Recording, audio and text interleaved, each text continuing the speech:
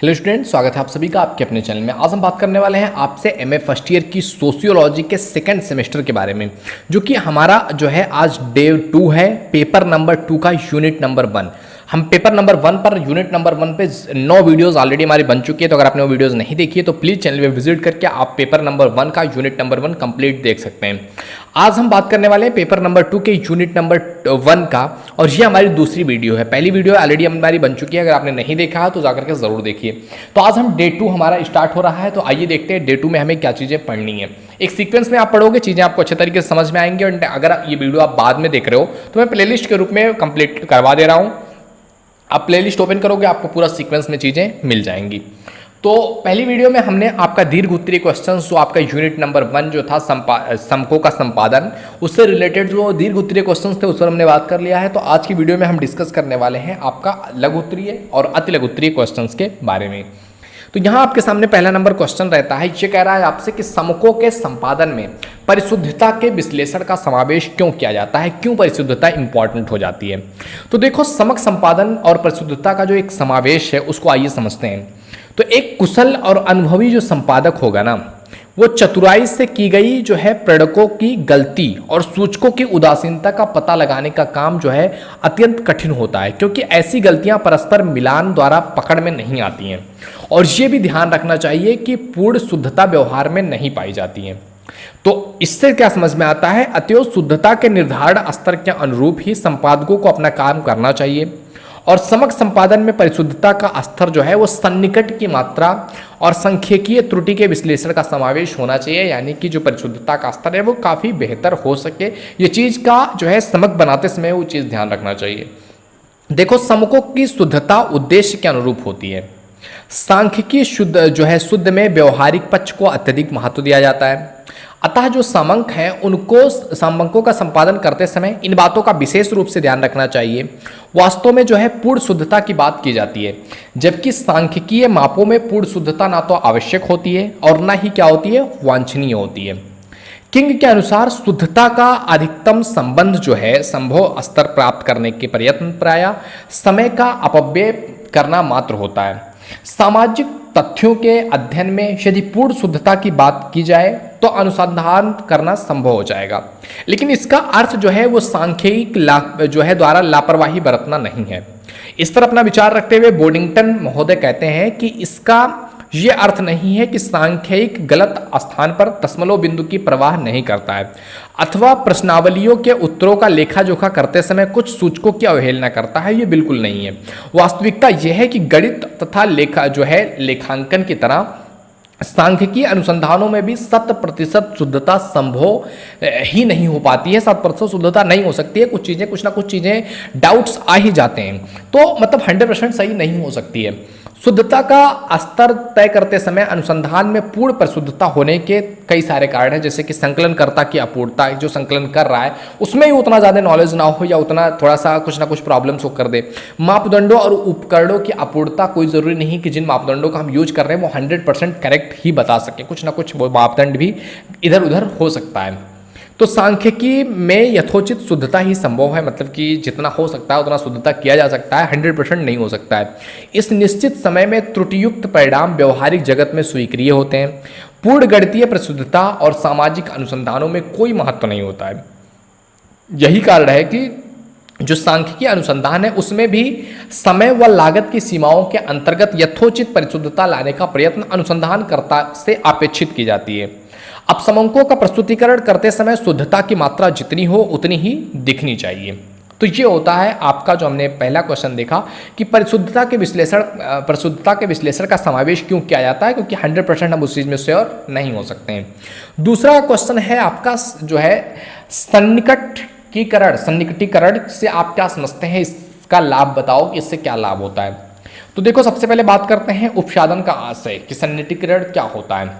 तो देखो, बड़ी संख्याओं को याद रखना या गणना करना मुश्किल होता है, और इन कठिनाइयों को दूर करने हेतु बड़ी संख्याओं को लघु रूप में जो है क्या किया जाता है, लघु रूप दे दिया जाता है, और इसे ही जो है उपसादन कहते हैं या सन्निकटता कहें। जो है बड़ी संख्या को सरल और बोधगम बनाने के लिए निकटतम पूर्णांक संख्याओं में विभक्त किया जाना उपसाधन है। इसके परिणाम में कोई विशेष अंतर नहीं होता है। जैसे कि मान लिया 998 है तो उसको 1000 कर दिया गया जिससे कि चीज़ें समझ में आ सकें, या फिर 10 का क्यूब कर दिया गया। तो इस तरीके से मतलब उसको क्या किया गया, छोटे में बांटने का कोशिश किया गया। टेट कहते हैं कि एक उपसादित संख्या जो है एक वास्तविक मान का अनुमान है। एक वास्तविक जो मान है उसके आसपास की चीज होगी वो अनुमान की तरह होगी। उपसादन करने से पहले इकाई, फिर दहाई, फिर सैकड़ा तथा आगे इसी क्रम में जो है उपसादन किया जाता है। संख्या दशमलव की होने पर उससे जो है पहले अंतिम भाग का जो है उपसादन किया जाएगा और फिर धीरे धीरे उसी क्रम में उपसादन किया जाता रहेगा।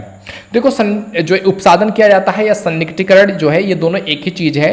इनके एडवांटेज क्या हैं? ओके, अप्रॉक्सीमेशन होता है, मतलब कि अप्रॉक्स में अगर हम लेते हैं ना किसी संख्या को, मान लिया कि 998 है या 1003 है, 1002 है, तो अप्रॉक्स में इसको क्या मान सकते हैं, 1000 मान सकते हैं। तो पहली चीज़ होती है इसको करने से क्या हो जाता है, आसानी हो जाती है, इजीनेस आ जाता है। जो है उपसादन या सन्निकटीकरण करने से बड़ी संख्याओं को छोटी संख्याओं के रूप में बदल दिया जाता है जिससे आसानी से ये चीज़ याद हो सके। और अंकगणितीय क्रियाएं इसमें क्या हो जाती हैं, आसानी हो जाती है। कुछ मैथ्स यूज करना है, जो है मान लिया 999 में आपको 1000 मतलब 700 का गुणा करना है तो मतलब प्रॉब्लम होगी, लेकिन 1000 में अगर 700 का गुणा करना है सीधा डायरेक्ट आप कर पाओगे। तो अंकगणितीय जो क्रियाएं होती हैं वो भी क्या हो जाता है, आसान हो जाता है। दूसरी चीज़ है आपका कंपैरिजन, तुलना। जो ये सन्निकटीकरण संख्याएं होती हैं उनकी तुलना बड़ी संख्याओं की उपेक्षा सुविधापूर्वक होती है, अच्छे से हो जाता है। नेक्स्ट चीज़ है आपका गणना करना में सहायता मिलती है, गणना करने में आसानी होती है। उपतादिक संख्याओं का योग करना हो, चाहे घटाना हो, गुणा करना हो, भाग करना हो, वर्ग करना हो, कोई भी क्रिया हो, यह चीज़ आसानी से हो जाती है जब हम उसको सन्निकटीकरण कर लेते हैं। तो ये जो है सन्निकटीकरण होता है और ये उसके लाभ होते हैं। अब आइए नेक्स्ट क्वेश्चन की तरफ बढ़ते हैं। तीसरा क्वेश्चन कह रहा है आपसे सांख्यिकीय रीतियों का वर्णन करो कि सांख्यिकीय रीतियाँ क्या हैं। तो देखिए स्टैटिक्स मेथड के बारे में बात करते हैं तो सांख्यिकीय विज्ञान की विविध रीतियां होती हैं जिनके प्रयोग से अनुसंधान के किसी भी क्षेत्र के लिए समकों का संकलन करके विश्लेषण किया जाता है। तत्पश्चात उचित परिणाम निकाले जाते हैं। इसके बाद सांख्यिकीय रीतियों की सहायता से जो है समक एकत्र किए जाते हैं और उन्हें सरल, समझने योग्य और तुलनात्मक बनाया जाता है। सांख्यिकीय रीतियां उचित निष्कर्ष निकालने में भी सहायता प्रदान करती हैं और प्रारंभिक अवस्था में आंकड़े जो होते हैं वो कच्चे पदार्थ की तरह होते हैं। जिस प्रकार निर्मित माल के रूप में बदलने के लिए कच्चे पदार्थ को कई प्रारंभिक प्रविधियों से होकर के गुजरना पड़ता है, ऐसे ही जो है उसी प्रकार प्राप्त आंकड़ों को प्रयोग में लाने योग्य बनाने के लिए कई सारी विधियों की सहायता लेनी पड़ती है और इन्हीं विधियों को सांख्यिकीय विधियां या सांख्यिकीय रीतियां कहते हैं। जैसे कि इसमें आता है पहले आंकड़ों का संग्रह, कलेक्शन ऑफ डाटा। प्रत्येक सांख्यिकीय अनुसंधान के लिए यह सबसे पहला और आवश्यक काम है।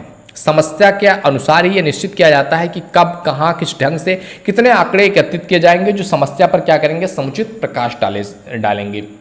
ओके, दूसरी चीज आता है आपका वर्गीकरण किया जाता है, क्लासिफिकेशन, कि इकट्ठा किए हुए जो भी आंकड़े हैं उनको अधिक सरल और तुलना करने के योग्य बनाने के लिए क्या किया जाता है, किसी गुण विशेष के आधार पर इनको वर्गों में बांट दिया जाता है। वर्गीकरण विशेषता जो है वजन, रंग, स्थान आदि किसी गुण के आधार पर किया जाता है और यह संक्षिप्तीकरण की दिशा में एक कदम है कि इसको थोड़ा सा शॉर्ट किया जाए। नेक्स्ट चीज है आपका जो है टेबुलेशन, सारणी बनाया जाता है।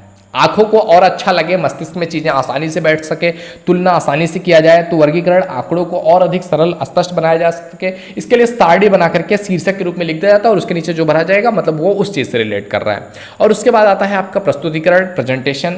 इन रीतियों के द्वारा, एक रीति के द्वारा इकट्ठा किए गए आंकड़ों को केवल आंखों में अच्छा लगने के लिए नहीं बनाया जाता कि देखने में अच्छा लगे, बल्कि ऐसा भी प्रयत्न किया जाता है कि बिंदु रेखाओं या चित्रों द्वारा उसे प्रदर्शित किया जाए जिससे कि एक अमिट छाप दिमाग पर पड़ सके, एक अच्छा प्रेजेंटेशन हम दे सकें।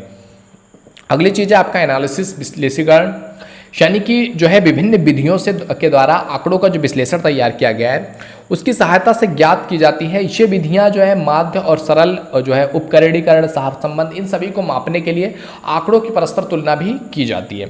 नेक्स्ट चीज़ है निर्वचन, इंटरप्रिटेशन, यानी कि विश्लेषणात्मक जो अध्ययन है उसके बाद क्या किया जाता है, निर्वचन की विधि के द्वारा प्राप्त परिणामों के निष्कर्ष निकलते हैं और उसके बाद फोरकास्टिंग की जाती है, पूर्वानुमान लगाया जाता है।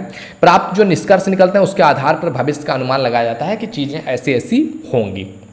अगला बात करते हैं अगले क्वेश्चन की, वो है व्यवहारिक सांख्यिकी के बारे में बात किया गया है कि आखिर व्यवहारिक सांख्यिकी क्या होती है, अप्लाइड स्टैटिक्स क्या होता है। तो सांख्यिकीय रीतियों में से हमें सिद्धांत का ज्ञात होता है, परंतु उन रीतियों को व्यवहार में कैसे प्रयोग किया जाए इसका अध्ययन इस विभाग में किया जाता है। यानी कि जब सांख्यिकीय रीतियां आती हैं तो उससे हमें सिद्धांत थ्योरी पता चल जाती है कि हाँ ये चीज़ ऐसी होती है, लेकिन उसको हम प्रैक्टिकल लाइफ में व्यवहार के रूप में कैसे प्रयोग करेंगे इसका अध्ययन इस चीज़ में किया जाता है, व्यवहारिक सांख्यिकी में। किसी संख्या से जो है समस्या से संबंधित अंकों का किस प्रकार संग्रहण करना है, विश्लेषण करना है, प्रदर्शन निर्वचन किया जाए, यही व्यवहारिक सांख्यिकी का क्षेत्र है। और किसी समस्या के समाधान में हम उसको मूर्त रूप देते हैं। जनसंख्या, उत्पादन, व्यापार या जन्म मरण से संबंधित जो समक हैं उनको कैसे क्रियात्मक रूप दिया जाए वो इस विभाग का काम होता है। ओके, एक महत्वपूर्ण उपयोगी विज्ञान होते हुए भी सांख्यिकी को कुछ अपनी लिमिटेशन से कुछ सीमाएं हैं। जैसे कि सांख्यिकी जो है ये व्यक्तिगत इकाइयों का अध्ययन नहीं करता है, ये क्या करता है, एक समूह में चीज़ों का अध्ययन करता है।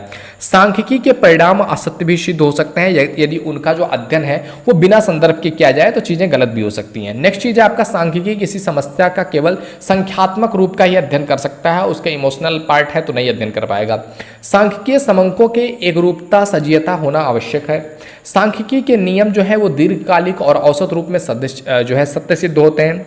सांख्यिकीय रीति किसी समस्या के अध्ययन की एकमात्र रीत नहीं है, इसके अलावा भी कई सारे तरीके हैं जिससे किसी समस्या को और सुलझाया जा सकता है। सांख्यिकी का उचित प्रयोग जो है उसकी प्रणालियों को ठीक तरह जानने वाला व्यक्ति ही कर सकता है। अगर कोई व्यक्ति इसका प्रयोग कर रहा है जिसको उसकी प्रणालियों के बारे में पता ही नहीं है तो उसका गलत यूज कर सकता है।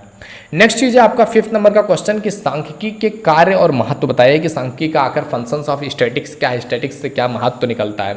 तो देखो, एक महत्वपूर्ण समाज विज्ञान के रूप में सांख्यिकी मानव विज्ञान के विकास में एक सराहनीय योगदान दे रहा है और इसकी बढ़ती हुई उपयोगिता के पीछे कई सारे कारण भी हैं जिसके द्वारा तमाम सारे कार्यों को किया जाता है। इसके महत्वपूर्ण कार्य ये है कि सांख्यिकी जो है यह तथ्यों का जो है निश्चयात्मक प्रदान करता है।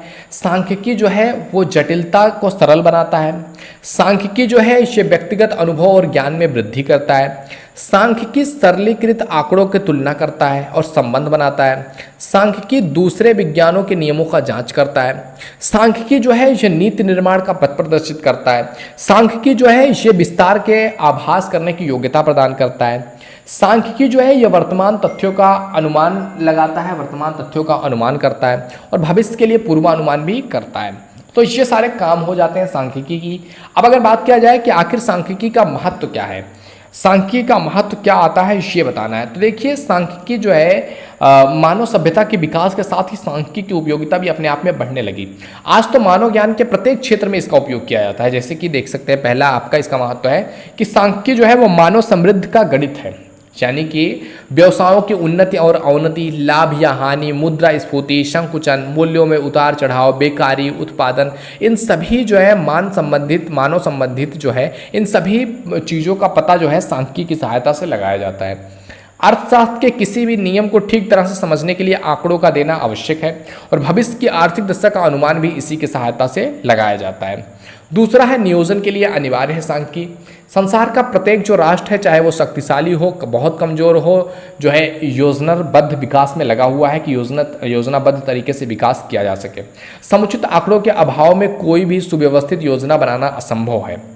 पर्याप्त और विश्वसनीय समकों के आधार पर ही उपलब्ध प्राकृतिक और मानवीय साधनों, पूंजी और अन्य आवश्यकताओं को ठीक जानकारी संभव हो पाती है। इन्हीं समकों से पता चलता है कि प्राथमिकता का क्रम क्या है। संख्यात्मक जो तथ्य हैं उनके आधार पर ही अर्थव्यवस्था जो है विभिन्न क्षेत्रों में टारगेट्स तैयार करती है और टारगेट को प्राप्त करने के लिए उपयुक्त जो है यथासमक वित्तीय साधनों के सांख्यिकीय अनुमान लगाए जाते हैं। तो ये आ जाए नियोजन में भी इम्पॉर्टेंट है। तीसरी चीज़ है आपका शासन प्रबंध में भी सहायक है। जो सांख्यिकी है इसमें जो समंक है वो सरकारी प्रशासन के एक तरीके से नेत्र की तरह काम करते हैं।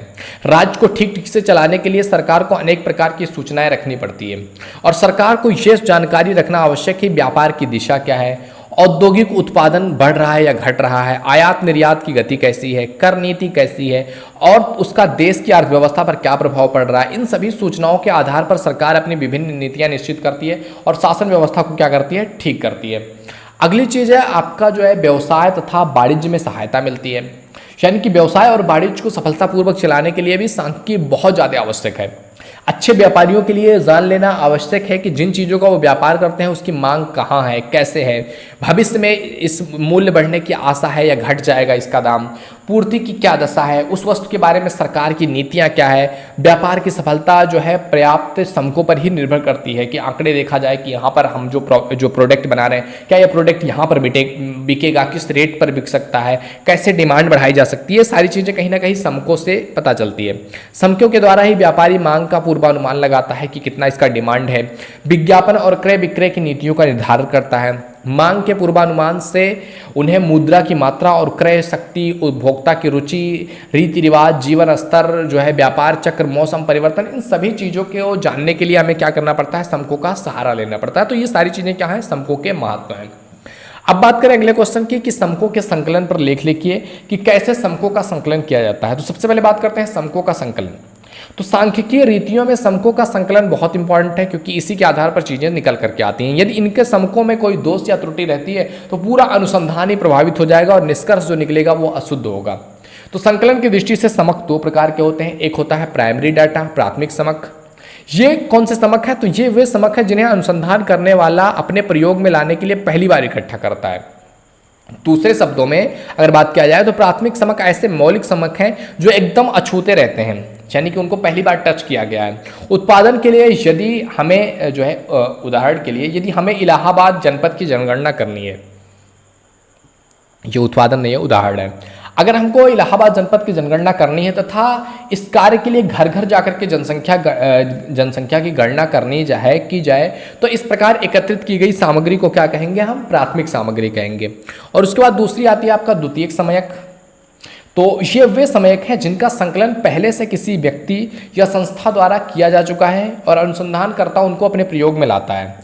यहाँ संकलन नहीं करता है बल्कि किसी अन्य उद्देश्य के लिए संकलित जो सामग्री है उसको अपने प्रयोग में लाता है। उदाहरण के लिए अगर कोई व्यक्ति जो है भुगतान संतुलन ज्ञात करने के लिए आता है तो यहाँ आयात निर्यात के समक उसके लिए क्या होंगे, द्वितीयक समक की तरह काम करेंगे। अब बात करते हैं अगले क्वेश्चन की। 7वां नंबर क्वेश्चन है आपका, प्राथमिक और द्वितीयक समक एकत्रित करने की रीतियां क्या है, कैसे कैसे एकत्रित किया जा सकता है प्राथमिक और द्वितीयक समक को। तो देखो कैसे एकत्रित किया जा सकता है, प्रत्यक्ष व्यक्तिगत अनुसंधान द्वारा कि एक एक व्यक्ति से जाकर के डाटा लिया जा सके। दूसरा है अप्रत्यक्ष मौलिक अनुसंधान के द्वारा। तीसरा है आपका स्थानीय स्रोतों और जो है संवाददाताओं द्वारा सूचना प्राप्ति के प्रकाशन के द्वारा। नेक्स्ट चीज़ है आपका सरकारी प्रकाशन के द्वारा। अगली चीज़ है अर्ध सरकारी संस्थाओं के प्रकाशन से। नेक्स्ट चीज़ है आपका आयोग व समितियों के रिपोर्ट के द्वारा भी हम समक इकट्ठा कर सकते हैं। व्यापारिक संस्थाओं के द्वारा भी समक आ सकता है, अनुसंधान संस्थाओं द्वारा, पत्र पत्रिकाओं द्वारा, व्यक्तियों द्वारा, संघों और संगठनों के द्वारा। तो इन सभी चीज़ों से हम कहीं ना कहीं समकों को इकट्ठा कर सकते हैं। तो प्राथमिक और द्वितीयक समक इकट्ठा करने के ये कुछ 10 टाइप्स हैं, 10 तरीके हैं जिससे हम जिन रीतियों का यूज करके हम प्राथमिक और द्वितीयक समक को इकट्ठा करते हैं। तो ये था दोस्त हमारा आज का वीडियो जिसमें हमने ये चीज़ें पढ़ी। आपका जो है लघुत्तरीय और अति लघुत्तरीय क्वेश्चन जो आपका यूनिट नंबर 1 से रिलेटेड था वो चीज़ें हमने एमए फर्स्ट ईयर की sociology second semester paper number 2 unit number 1 का आज ये चीज़ें हमने कंप्लीट किया है। आई होप वीडियो तुम्हें पसंद आया होगा। वीडियो पसंद आए तो लाइक जरूर कीजिए। पहली बार चैनल पे आए हैं please visit the channel. If you think it is valuable तो आप सब्सक्राइब कर सकते हैं। शेयर टू योर फ्रेंड्स जिससे कि उनकी भी हेल्प हो सके। ओके मेरे दोस्त, तो मिलते हैं आपसे अगले वीडियो में। तब तक के लिए जय हिंद, जय Bharat, thank you, bye bye.